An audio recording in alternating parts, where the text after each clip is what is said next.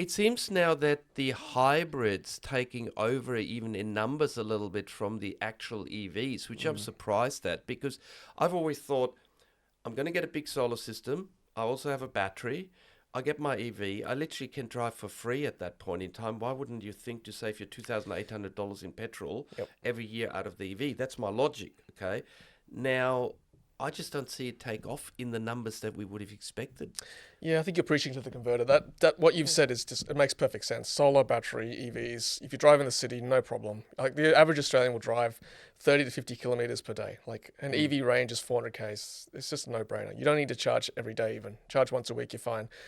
But I think your point about hybrids is because there's still this perception in Australia that we need to drive a lot, right? Even though the average Australian family will do 1 to 2 road trips per year, there's this like redundancy that we need that range to be able to do the road trips, or just in case we need that extra range. I don't know what it is, whether it's because our country's so big, we feel like we need to drive around Australia, every family needs to do that. I got to stop you there, because we're, from a population point of view, are some of the most centred populations, because by the time you take the major cities out, you've got a little bit of frill-frail. I mean, sorry, regions, I love you, but the number of people you got, they don't, for all the regions, I think Sydney has more than them all combined. We're talking the Dubbos and the parks and all that. So, hang on, we actually should be the city and the country that is most favourable of EVs, because we've got the sunshine and we've got the small distances day by day. Absolutely. Makes sense. We've got rooftop solar. Once we put the batteries in, it makes sense. Yeah, and we could have solar farms all over Australia. We could easily power Australia with enough storage and solar for EVs and the grid in general. You're right. But do you believe, Joy, for example, I'm going to push politics onto you now here, but do you think the fact that solar and battery and energy has actually been one of the big whacking points between the two political parties, that maybe has something to do that, the 40-50% that vote for one party listen to them and possibly think, well, it's not the future in the way that it's presented and we're finding all the faults in it, and maybe is that one of the reasons why it's slowing? I mean, yes and no, because I think at the end of the day, if you just make it cheap enough, I think it doesn't matter what political party you follow. I think if it's the cheapest option, people will just go with that. Like the dollar is what people would follow more than what they've been told by.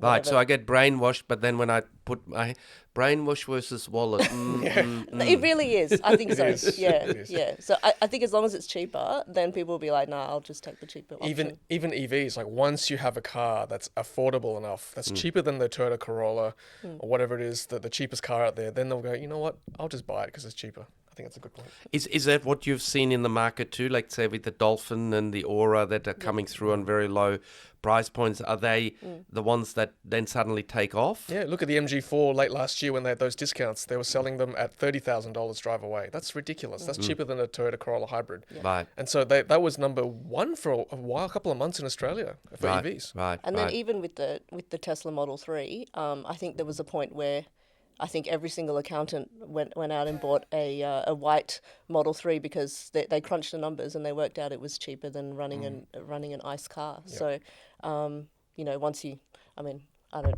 do the maths, but it's like once you buy it and the running costs and the saving in petrol, and they worked out it's cheaper over 5 years with all their depreciation, whatever, Google spreadsheet that they had, and then they all went out and bought a white, because it's the cheapest colour, the white Model 3. Yep. Right.